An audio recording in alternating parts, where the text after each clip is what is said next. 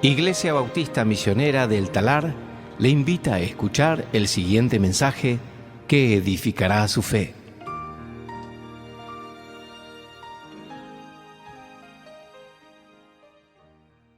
Qué lindas canciones que hemos cantado.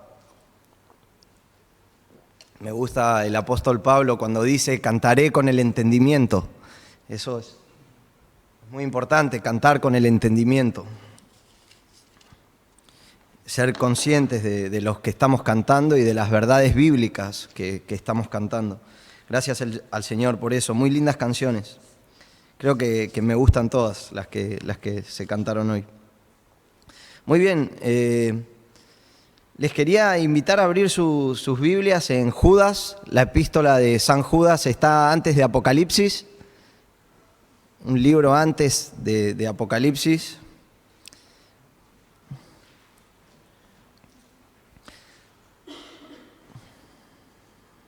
Si alguien no tiene Biblia, puede pedir.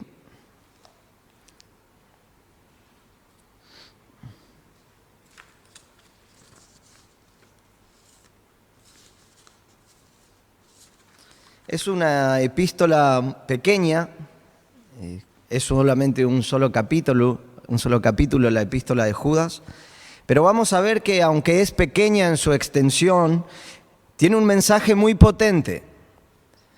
Y esta epístola rememora la lucha de la iglesia del primer siglo contra las fuerzas infiltradas entre sus propios rangos. Hombres impíos que habían tomado la gracia de Dios en libertinaje. De eso habla la epístola.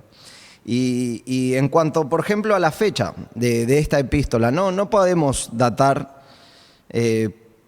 una fecha exacta de cuándo fue escrita. Sabemos que Jerusalén fue destruida en el año 70 por la invasión de Roma, y la epístola hace silencio en cuanto a ese acontecimiento. Entonces, muchos creen que eso es un argumento a favor y otros dicen que es un argumento en contra, que la epístola haga silencio en cuanto a eso. Por ejemplo, los que dicen que es un argumento a favor en el sentido que la epístola fue escrita antes de la destrucción de Roma en el año 70, por eso no hace mención de eso. Otros dicen que como la epístola fue escrita y la iban a leer judíos, también judíos cristianos, Judas no quiso hacer énfasis en la destrucción de Jerusalén, porque podría haber sido doloroso para los judíos cristianos que leyeran. Pero al no saber, y nadie tiene una fecha exacta en donde datar esta epístola, al no saberlo, nosotros vamos a datarla aproximadamente entre el año 66 y 80 después de Cristo. En cuanto a los lectores de esta epístola, podemos decir que tampoco podemos garantizar quiénes fueron. No podemos asegurar a ciencia cierta quiénes fueron los lectores originales. Podemos decir que fueron judíos cristianos, porque a lo largo de toda la epístola se ve que Judas está escribiendo y está haciendo memoria a historias del Antiguo Testamento, historias de la tradición judía. Entonces podemos decir que fue escrita a judíos cristianos.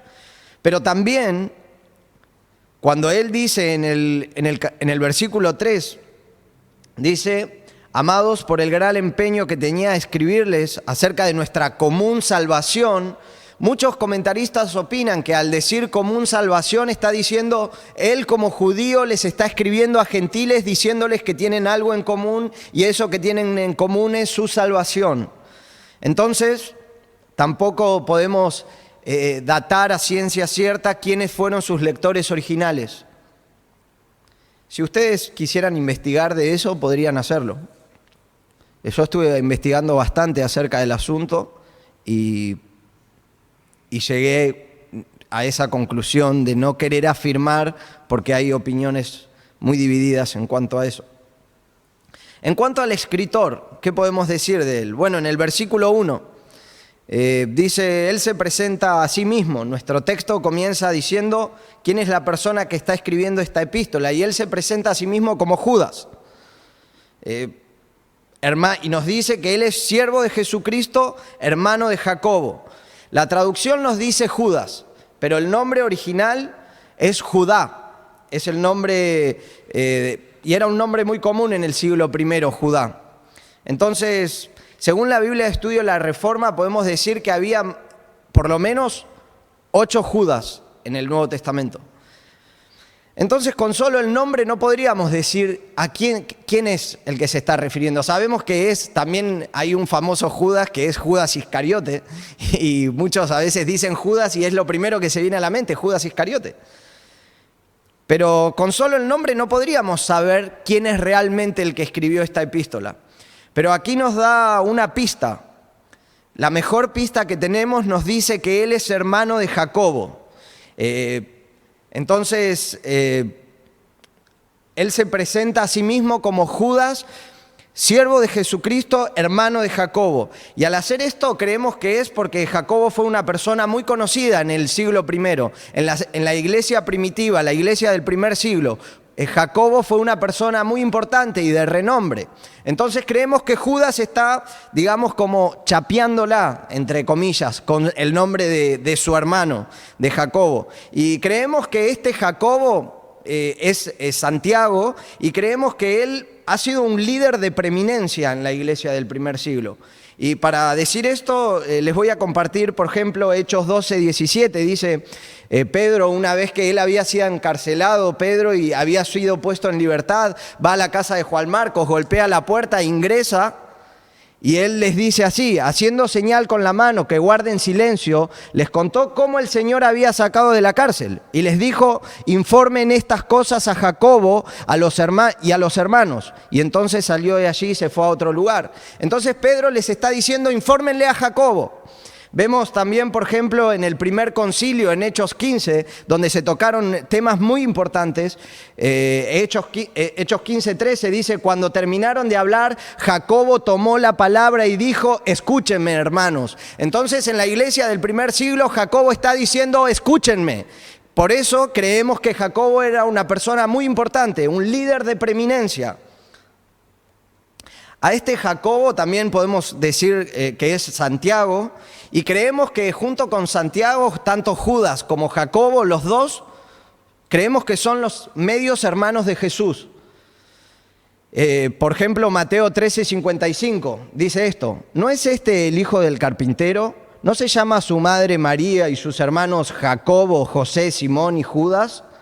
Marcos 6:3 dice, ¿no es este el hijo el carpintero, el hijo de María y el hermano de Jacobo, José, Judas y Simón? ¿No están sus hermanas aquí con nosotros? Y se escandalizaban a causa de él. Entonces creemos que tanto Judas como Jacobo son los medios hermanos de Jesús. Vemos que Jesús tenía 4 hermanos y tenía también hermanas, que no sabemos sus nombres, pero la Biblia nos dice eso. También quería hacer un énfasis especial en Santiago, Jacobo, ya que aquí lo nombra. Según el libro Historia del Cristianismo de Justo González, dice lo siguiente, y cito, además de los 12, sin embargo, Jacobo gozaba de gran autoridad, aunque no era uno de los 12. Jesús se le había manifestado poco después de la resurrección, 1 Corintios 15:7. Y Jacobo se había unido al grupo de los discípulos, donde gozaba de gran autoridad y se le consideraba a Jacobo, el medio hermano de Jesús, como uno de los pilares de la iglesia primitiva. Entonces vemos que Jacobo era un líder de la iglesia primitiva y aquí Judas se presenta como siervo de Jesucristo y hermano de Jacobo. Ahora, también debo mencionar que tanto Judas como Jacobo, ninguno de ellos creyó en Jesucristo hasta después de verle resucitado. Sus hermanos no creyeron en Jesús. Por ejemplo, esto lo vemos en Juan 7:5, dice, porque ni aún sus hermanos creían en él. Sus hermanos mismos no creyeron en Jesús. Ellos decían que Jesús estaba fuera de sí, que él hacía cosas raras, lo veían como, no sé, como un bicho raro, por decirlo así. No creían en Jesús, ellos. Ahora, a mí me llamó la atención y me hice esta pregunta. ¿Por qué Judas y por qué Santiago, en sus presentaciones de la epístola, no se presentan a sí mismos como medios hermanos de Jesús? Ya que vemos que en la palabra que son sus medios hermanos. Por ejemplo, esta epístola podría haber empezado así. Judas, siervo de Jesucristo y medio hermano de Jesucristo y hermano de Jacobo. pero no se presentan como medios hermanos de Jesús. Entonces me pregunté, ¿por qué no lo hacen? Es obvio que son hermanos de la misma madre, pero que no son hermanos del mismo padre. Ahora, el motivo por cual él no se presenta así, creemos que por lo menos hay dos posiciones en cuanto a esto. Y algunos comentaristas opinan que no se identifica como medio hermano de Jesús, y realmente no vamos a estar tan de acuerdo con esta posición. Es que sencillamente porque algunos comentaristas opinan que Jesús mismo se lo prohibió.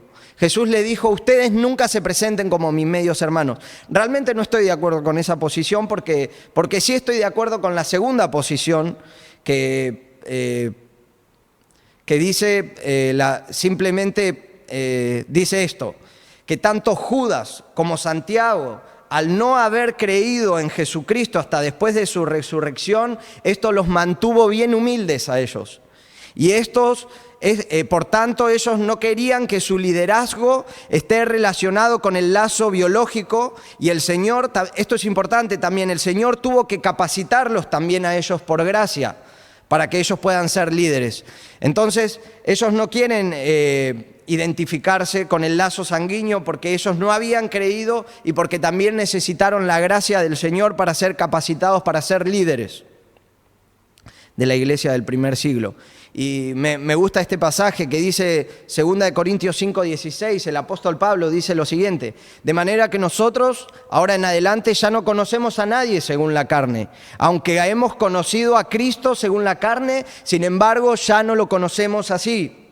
Entonces Judas tuvo que acercarse al Señor no como su medio hermano, no como un hermano biológico. Judas también tuvo que acercarse a Cristo como un pecador, tuvo que acercarse a Cristo necesitando de un Salvador, tuvo que acercarse con sus manos vacías como nos acercamos todos nosotros al Señor. Él no se acercó como su medio hermano, él se acercó como un pecador también, como lo hacemos todos nosotros. Y nunca se aprovechó del beneficio de ser hermano biológico del Señor. Ahora también vemos que en Hechos 1:14 dice lo siguiente: ellos sabemos que no habían creído, pero después de la resurrección ellos creyeron. Dice Hechos 1:14, todos estaban unánimes, entregados de continuo a la oración, junto con las mujeres y con María, la madre de Jesús, y con sus hermanos. Vemos después de la resurrección, tanto Judas como Santiago, como todos los hermanos de Jesús, estaban unidos con los discípulos y estaban orando.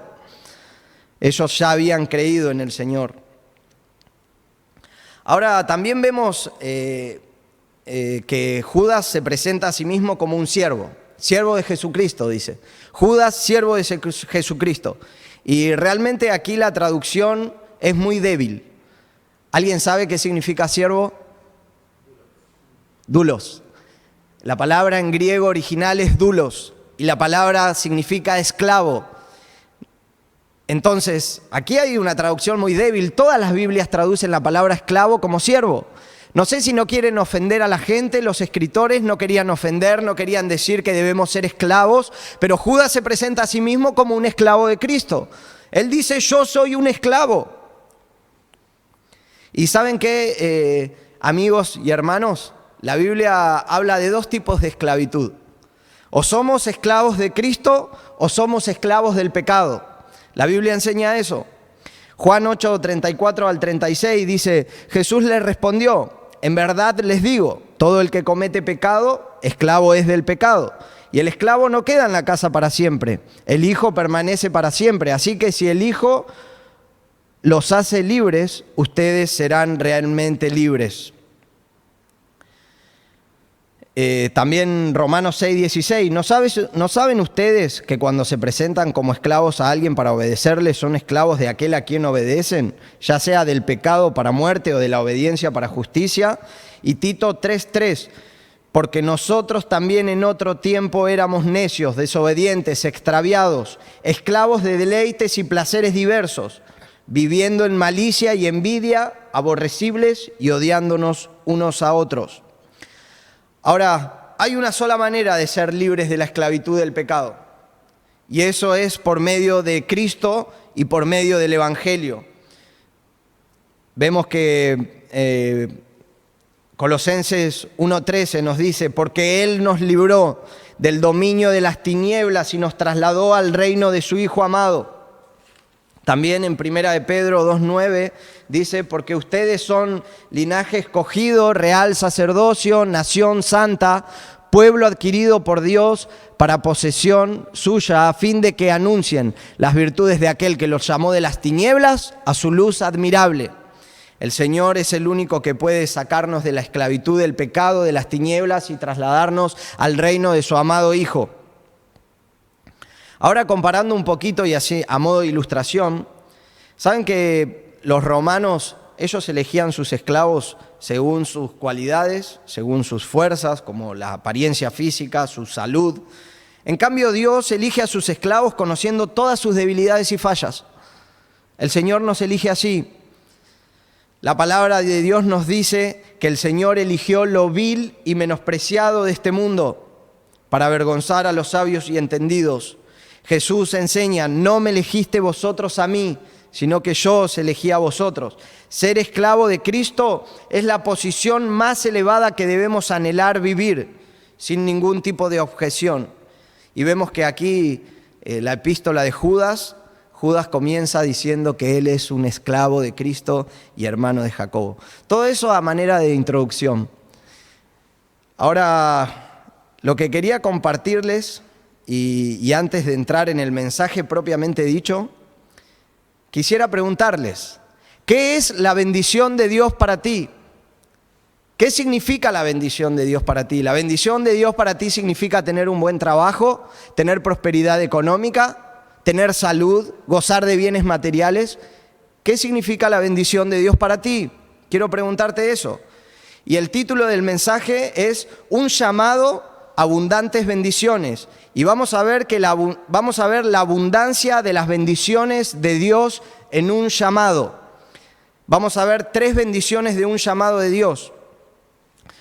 Pero antes de eso, vamos a orar y luego vamos a leer el texto en sí. Padre Celestial, muchas gracias por esta mañana, Señor, que podemos estar aquí reunidos como iglesia, que podemos cantar, que podemos ministrarnos unos a otros, que podemos tener comunión. Muchas gracias por eso, Padre. Muchas gracias que podemos adorarte con nuestras canciones. Pero gracias también, Señor, que podemos adorarte escuchando tu palabra, Señor. Muchas gracias por eso. Pedimos, Señor, tu bendición en esta mañana y ruego, Señor, de tu gracia también para poder comunicar tu palabra con claridad. En el nombre de Cristo Jesús. Amén.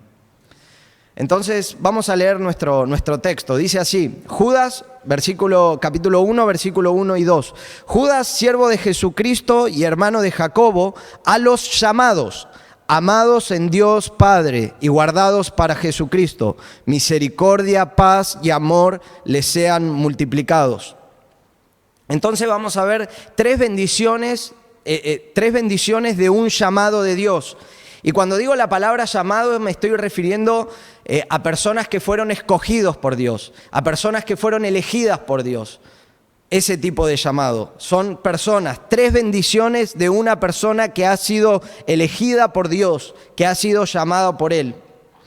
Y vamos a ver que la primer bendición que tenemos por ser llamados de Dios, la primer gran bendición que tenemos es que somos amados por Dios el Padre.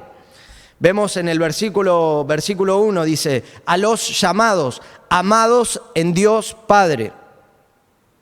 Ahora, entiendo que aquí se utiliza la versión NBLA y es una muy buena traducción. Por ejemplo, la Biblia Reina Valera, la palabra amados, la traduce santificados. Y no es correcta esa. Es mejor la traducción que nosotros tenemos, amados. 2 de los mejores textos griegos utilizan eso. Nestlet y Wiscat utilizan el verbo ágape, amar, en vez de agiazo, santificado. Opinamos que estos eruditos del griego tienen razón, porque nosotros tenemos la NBLA, la versión NBLA viene de lo que nosotros conocemos como el texto crítico. El texto crítico es uno de los textos más antiguos, que datan aproximadamente del siglo II. Y la Reina Valera, su traducción es su traducción es de lo que se conoce como el texto receptus o el texto recibido y data del siglo X. Por tanto, creemos que el texto más antiguo es la mejor traducción. Entonces aquí estamos de acuerdo en que diga la palabra amados. Eso, la variante esa se la conoce justamente como variante. Entre amados y santificados se lo conoce como una variante. Ahora, que diga la palabra amados lo hace mucho más precioso a nuestro texto. Lo hace mucho más precioso para nuestros corazones. Saber que somos llamados amados en Dios Padre. Es fascinante pensar que en otro tiempo nosotros el único sentimiento que provocábamos en Dios era su ira. La palabra de Dios nos enseña que nosotros éramos hijos de ira, éramos hijos de desobediencia, pero ahora es una gran bendición de Dios saber que somos amados en Dios Padre. Según el diccionario expositivo de Vine, acerca del amor del Padre, dice lo siguiente, y cito: el amor solo puede conocerse a base de las acciones que provoca.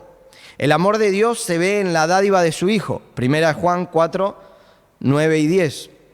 Dice así: en esto se manifestó el amor de Dios en nosotros, en que Dios envió a su Hijo unigénito al mundo para que vivamos por medio de Él. Sigue el texto diciendo: pero es evidente que no se trata de un amor basado en la complacencia ni en afectos, ni fue causado por ninguna excelencia de su objeto. ¿Qué nos está queriendo decir? Ninguno de nosotros pudo hacer algo para que Dios nos amase. Vemos esto en Romanos 5:8. Dice lo siguiente: pero Dios demuestra su amor para con nosotros en que siendo aún pecadores, Cristo murió por nosotros. Nosotros no hicimos nada para que Dios envíe a su Hijo a morir por nuestros pecados. Nosotros no hicimos nada para que Dios nos ame. Y Dios mostró su amor al enviar a su Hijo a morir por nuestros pecados. Sigue así: se trata de un ejercicio de la voluntad divina, en una elección deliberada hecha sin otra causa que aquella que proviene de la misma naturaleza de Dios. Dios nos ama, Él es amor y Dios nos ama. Y quiero llamar la atención a este texto, me parece maravilloso. Deuteronomio 7, 7 y 8 dice así: el Señor no puso su amor en ustedes, ni los escogió a ustedes por ser más numerosos que otros pueblos. Él le está hablando al pueblo de Israel. Eran el más pequeño de todos los pueblos, más porque el Señor los amó y quiso guardar el juramento que hizo a sus padres. El Señor los sacó con mano fuerte y los redimió de la casa de servidumbre de Faraón y de la mano de Faraón, rey de Egipto. Entonces, Él está diciendo que Él amó al pueblo de Israel no porque haya algo bueno en ellos. Es más, Él le dice: ustedes eran el pueblo más insignificante que existía. Sin embargo, Él los amó porque Él quiso amarlos. Somos amados por Dios en Padre y es fascinante saber que ni vos ni yo hicimos nada para que Dios nos ame. Somos amados por el puro afecto de su voluntad. Incluso tenemos una ilustración similar en el Salmo del gran rey David, Salmo 23. Dice: el Señor es mi pastor, nada me faltará. En lugares de verdes pastos me hace descansar. Junto a aguas de reposos me conduce. Restaurará mi alma, me guiará por sendas de justicia, por amor de su nombre. Todo lo hará el Señor por amor de su nombre. Decir que somos amados por Dios es decir que Dios nos apartó para su cuidado especial. También es menester mencionar que nada puede separarnos del amor de Dios.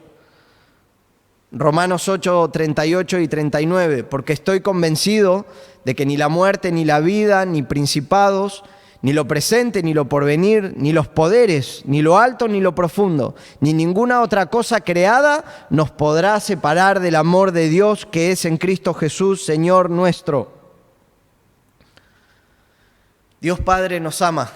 Nos dice nuestro texto: amados en Dios Padre. Judas está escribiendo esta epístola a lectores que estaban sufriendo persecución, y nos dice aquí en la epístola, en el versículo 4, dice: algunos se habían infiltrado, hombres impíos se habían infiltrado en la iglesia. Que hombres impíos que tomaban la gracia de Dios en libertinaje. Sin embargo, Judas les está diciendo: El Padre los ama a ustedes. En Dios Padre somos amados, la primera persona de la Trinidad. El nombre Padre, para referirse a Dios, es un nombre eterno, y lo que quiere decir es que nunca ha habido un momento en la historia, en la eternidad, que la primera persona de la Trinidad no fuera el Padre de la segunda persona de la Trinidad, su Hijo unigénito. Pero también, por medio de la fe en Cristo, recibimos el Espíritu que nos adopta como hijos de Dios.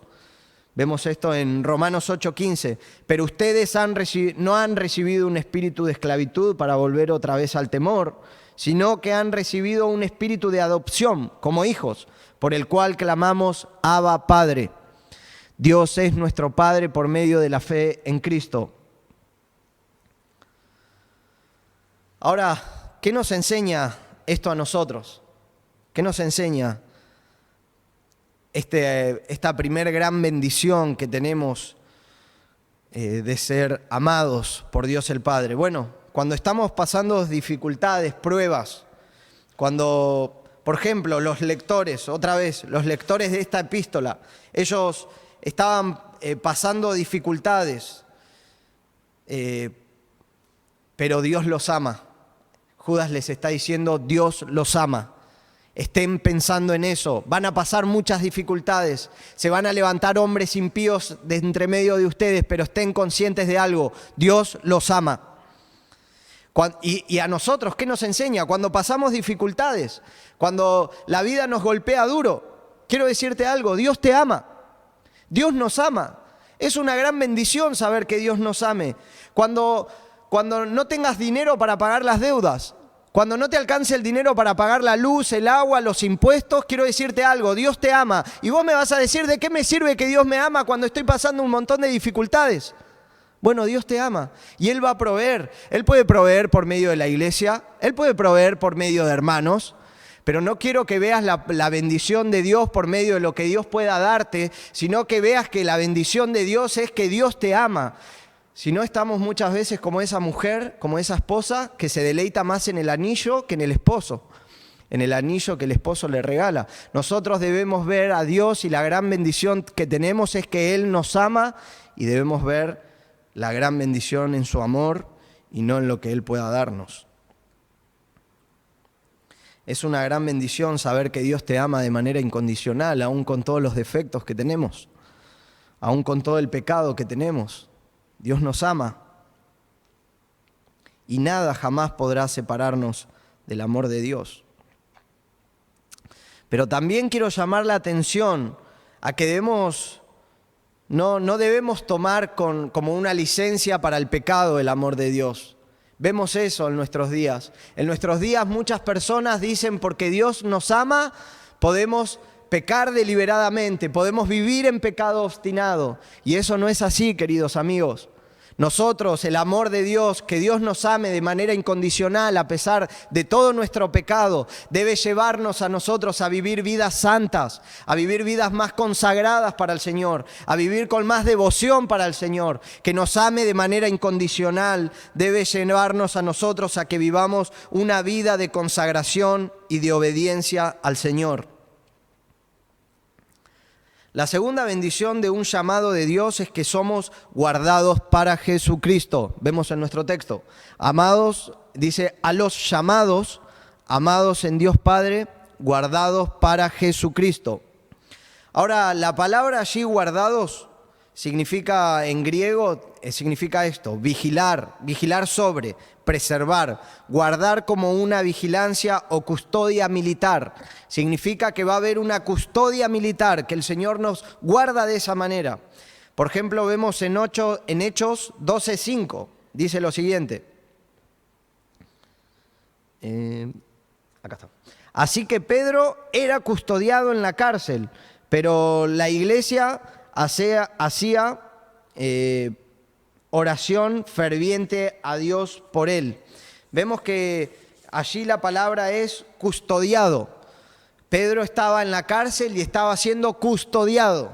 Vemos también en el apóstol Pablo Hechos 16, 23 al 24, dice esto: después de darle muchos azotes, lo echaron en la cárcel, ordenando al carcelero que lo guardara con seguridad, el cual, habiendo recibido esa orden, lo echó en el calabozo interior y le aseguró los pies con un cepo. Vemos que el apóstol Pablo se le ordenó que se le custodiase y lo hicieron de una manera muy estricta. Aquí es la misma palabra que se utiliza: somos guardados en Jesucristo. La palabra se utiliza también para el poder preservador de Dios y de Cristo que Él ejercía sobre su pueblo. Juan 17, 11 y 12 dice: ya no estoy en el mundo, pero ellos sí están en el mundo. Yo voy a ti, Padre Santo, guárdalos en tu nombre, el nombre que me has dado, que sean uno, así como nosotros somos uno. Cuando yo estaba con ellos, los guardaba en tu nombre, el nombre que me diste, y los guardé, y ninguno se perdió, excepto el hijo de perdición, para que la escritura se cumpliera. Entonces vemos Jesús en la oración sumo sacerdotal en Juan 17, Él está pidiendo al Padre que los guarde. Y Él dice: los que tú me diste, yo los guardé, y ninguno de los que tú me diste se perdió. Aquí en nuestro texto, saber que somos guardados, lo que quiere decir, según el diccionario expositivo de Bain, dice así: considera la preservación continua del creyente como un acto simple y completado. Fin de la cita. Somos guardados para Jesucristo. Ahora, ¿por qué se nos dice que somos guardados para Jesucristo? Bueno, los lectores originales, otra vez, de esta carta, estaban en persecución, estaban por pasar apostasía, aún en medio de todos ellos se iban a levantar fallas en la doctrina. Satanás estaba atacando la verdad, Satanás estaba atacando la verdad de la palabra de Dios. Se habían levantado hombres impíos que tomaron la gracia de Dios sin libertinaje. Estos hombres se habían infiltrado encubiertamente. Vemos Hechos 20, 29, 31, dice lo siguiente: sé que después de mi partida vendrán lobos feroces que entre ustedes no perdonarán el rebaño. También de entre ustedes mismos se levantarán algunos, hablando cosas perversas para arrastrar a los discípulos tras ellos. Por tanto, estén alertas, recordando que por 3 años de noche y de día no se cede a amonestar a cada uno, aún con lágrimas. Eso escribe el apóstol Pablo. Entonces, lo que está diciendo el escritor es que a pesar de todas las cosas que van a suceder, de los ataques de la doctrina, de los ataques a la verdad, ustedes van a ser guardados para Jesucristo. La iglesia va a perseverar, la iglesia va a ser preservada. Eso es lo que nos está enseñando este pasaje. Ahora, me pregunté esto: ¿saben por qué debemos ser guardados para Jesucristo? ¿Tienen alguna idea? Me di cuenta de esto y es maravilloso. Debemos ser guardados para Jesucristo porque va a haber una boda. Va a haber una boda, las bodas del Cordero. Efesios 5, 25, 26 dice: maridos, amen a sus mujeres, así como Cristo amó la iglesia y se dio él mismo por ella, para santificarla, habiéndola purificado por el lavamiento del agua con la palabra, a fin de presentársela a sí mismo, una iglesia en toda su gloria, sin que tenga ni mancha, ni arruga, ni cosa semejante, sino que fuera santa e inmaculada. Somos guardados para Jesucristo porque debemos ser presentados a Él como una esposa, sin mancha, sin arruga, ni que tenga cosa semejante. Ahora quisiera continuar con el pensamiento de la preservación de los que son llamados. Dice que somos guardados para Jesucristo. Y para eso quisiera citar una famosa confesión de fe, la famosa confesión de fe de Westminster en su capítulo 17, hablando de la perseverancia de los santos. Dice así: aquellos que Dios ha aceptado en su amado y han sido llamados eficazmente y santificados por su Espíritu, no pueden caer ni total ni definitivamente del estado de la gracia, sino que ciertamente perseverarán hasta el fin y serán salvados eternamente. Todos serán preservados y todos serán salvos por toda la eternidad, los que son llamados de manera eficaz por el Señor. Ahora, pensaba en Filipenses 1:6, dice así: estoy convencido precisamente de esto, que el que comenzó en ustedes la buena obra, la perfeccionará hasta el día de Jesucristo. Si uno es llamado por Cristo, el Señor perfeccionará la obra en nosotros. Él no nos dejará por la mitad. Él no puede ir en contra de su propia palabra. Él terminará la obra y la perfeccionará hasta el día de Jesucristo. Aunque puedan venir muchas dificultades, aunque puedan venir muchos problemas, nosotros podemos estar confiados que vamos a ser guardados para Jesucristo.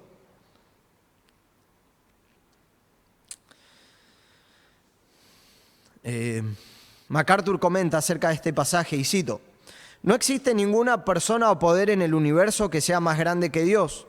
Tampoco hay alguna fuerza que pueda acabar con el agarre amoroso que Dios tiene sobre lo que le pertenece. Como resultado, los creyentes pueden reposar en Él, sabiendo que su salvaguarda eterna está en las manos del omnipotente Dios. Fin de la cita. Estamos en las manos del omnipotente Dios. Me gusta mucho el pasaje de Juan 10, 28, 29. Dice: yo les doy vida eterna y jamás perecerán, ni nadie las arrebatará de mi mano. Mi Padre que me las dio es mayor que todos y nadie las puede arrebatar de la mano de mi Padre. Él está hablando de las ovejas y les está diciendo: nadie puede arrebatarlas de mi mano. Las ovejas por sí solas no se pueden defender, no tienen colmillos, no tienen garras en sus pies, no pueden defenderse de ninguna manera. Sin embargo, el Señor está diciendo: yo los voy a cuidar, ni nadie va a arrebatarlos de mi mano. Nuestra perseverancia no depende de nosotros. Nuestra perseverancia eterna depende de que estamos al cuidado del buen pastor. Y ese buen pastor es Jesucristo. Amén. ¡Qué bendición! ¡Qué bendición para mí saber eso! Saber que mi preservación y mi perseverancia están en las manos del Dios Todopoderoso. Un hombre tan débil como yo, que pueda estar confiado en el poder de Dios cada día para perseverar, para mí es una gran bendición, hermanos. Es una gran bendición saber que Dios me preserva y que me preservará. ¿Qué nos enseña todo esto a nosotros? Dios preservará hasta el fin. Ante toda gran dificultad, ante todos los ataques incesantes de Satanás, podemos estar confiados que Dios nos guardará, nos preservará de todo mal. Ante todas las dificultades que puedan presentarse, quiero que sepas algo: si eres un llamado de Dios, la gran bendición para ti es que Dios te guardará hasta el fin. Ahora, sin embargo, el hecho de que Dios preserve a los santos no minimiza la responsabilidad del creyente a que persevere en la fe. No minimiza la responsabilidad de nosotros. Vos y yo, usted y yo, debemos seguir congregándonos.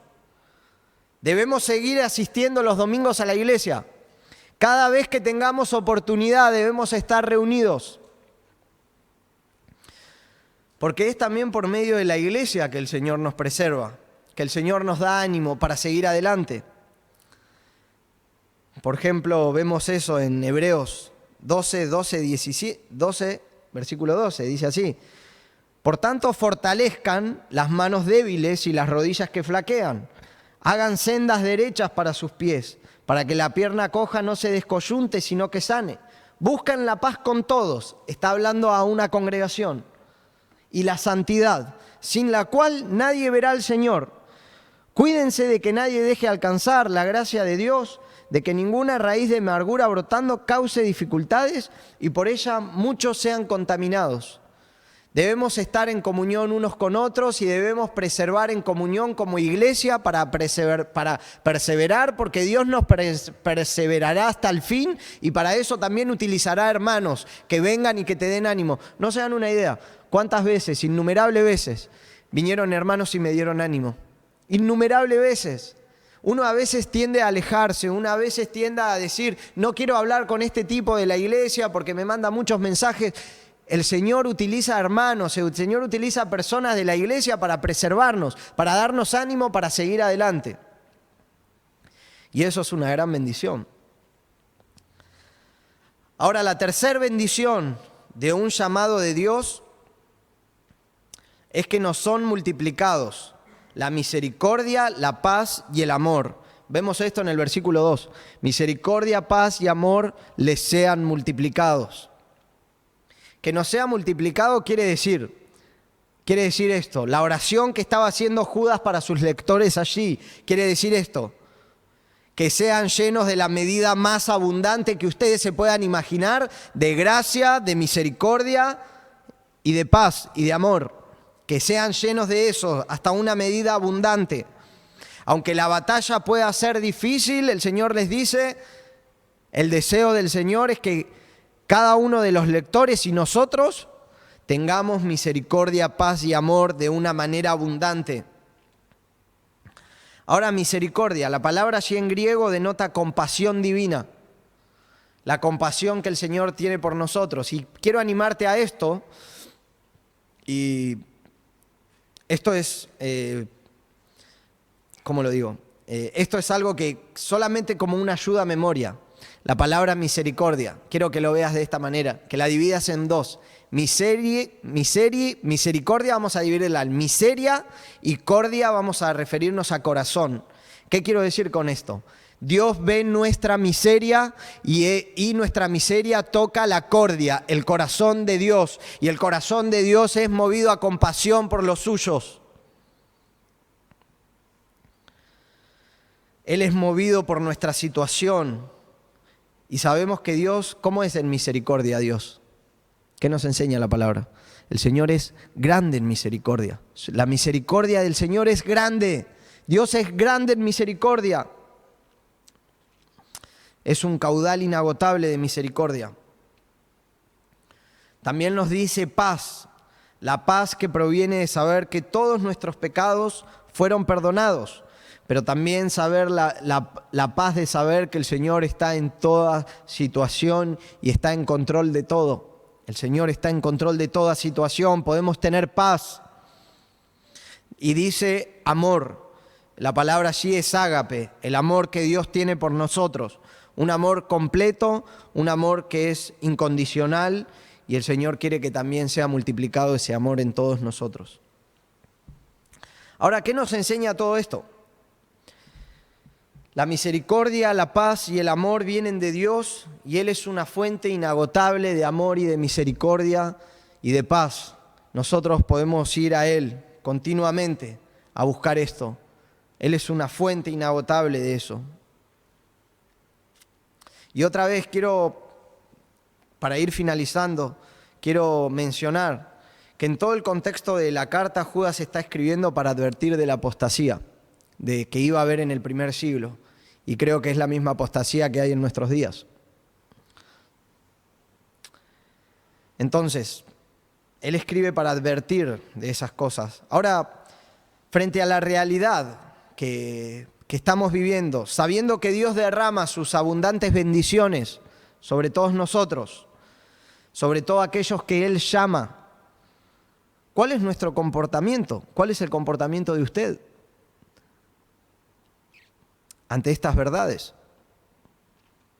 Si usted y yo decimos que somos llamados, entonces, ¿estamos siendo, como era Judas, un esclavo de Cristo?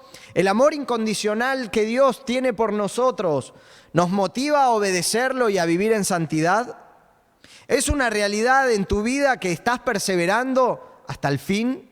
¿Que vas a perseverar? ¿Que Dios te está guardando? ¿Eso es una realidad?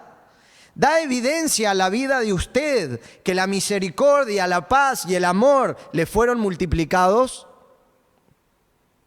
Que Dios nos ayude. Necesitamos de su ayuda. Que Dios nos ayude, que hoy mismo, cuando salgamos de aquí, que hoy mismo cuando estemos en comunión unos con otros, podamos practicar estas cosas, estas bendiciones que Dios ya les dio a sus llamados. Y te pregunto una vez más, ¿qué es la bendición de Dios para ti? Quisiera volver por un momento solamente a la palabra llamados. Aquí Judas está escribiendo a los llamados, y sabemos que los llamados son aquellos que fueron elegidos eficazmente por Dios, y la palabra allí está haciendo a los llamados, a los que fueron llamados. Sabemos que Dios llama por medio del Evangelio, Él llama al arrepentimiento, a que vengan a Cristo, pero aquí la palabra está haciendo un énfasis a aquellos que son llamados por la obra del Espíritu Santo en el corazón. No solamente a los que son llamados por medio del Evangelio, pero Dios utiliza el Evangelio para llamar a las personas. Ahora, ¿qué es el Evangelio? Sabemos que la palabra Evangelio, algunos saben, la palabra Evangelio en griego es buena noticia. ¿Y saben que nunca hay una buena noticia si no hay una mala noticia? Toda buena noticia antecede a una mala, si no sería contradictorio. Y pensaba en esta semana, se me rompió el celular y necesitaba cambiarle el módulo. Al final no lo cambié porque me lo pudieron arreglar. Pero pensaba en esto. Si yo te traigo el módulo de tu teléfono y te doy el módulo del celular tuyo y te digo, mirá, te traje el módulo de tu teléfono, vos vas a decir, bueno, gracias, pero no necesito el módulo. ¿Para qué lo quiero? Ahora, si vos tenés el celular roto hace 20 días, no está bueno estar sin celular hoy en día, estás sin celular hace 20 días y yo te traigo el módulo que vos necesitás, vos no tenías la plata para comprarlo, vos me vas a decir, muchas gracias, te agradezco, qué buena noticia, me trajiste el módulo que necesitaba para tener el celular. Eso es una buena noticia, que alguien te regale un módulo del celular. Bueno, la palabra evangelio es buena noticia. Y la buena noticia es que Romanos 3:23 dice, por cuanto todos pecaron, están destituidos de la gloria de Dios.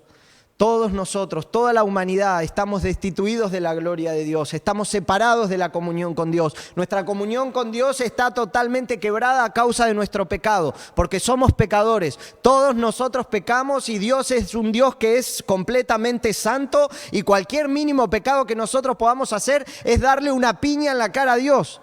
El Señor lo mira así. El pecado es altamente ofensivo para Dios y todos nosotros somos pecadores. Estamos separados completamente de la comunión con el Señor.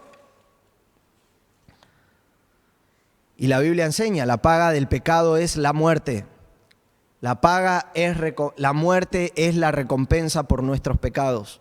Como somos pecadores vamos a morir. Ahora Jesús, cuando Él se estaba acercando a la aldea para resucitar a Lázaro, se acerca a una de sus hermanas y le dice, Señor, si hubieses estado aquí, Lázaro no hubiese muerto. Y Jesús le dice, Lázaro resucitará. Ella contesta, yo sé que resucitará en la resurrección postrera. Y Jesús le dice, yo soy la resurrección, el que cree en mí no morirá eternamente. Hay una muerte eterna. La Biblia enseña claramente que hay un infierno separado completamente de Dios, donde será el lloro y el crujir de dientes, donde el gusano nunca muere, donde la llama nunca se apaga. Jesús habló del infierno. Hay un infierno. La Biblia habla de eso. Pero Dios hizo algo para que nosotros no vayamos allí. Como cantábamos, como mencionó,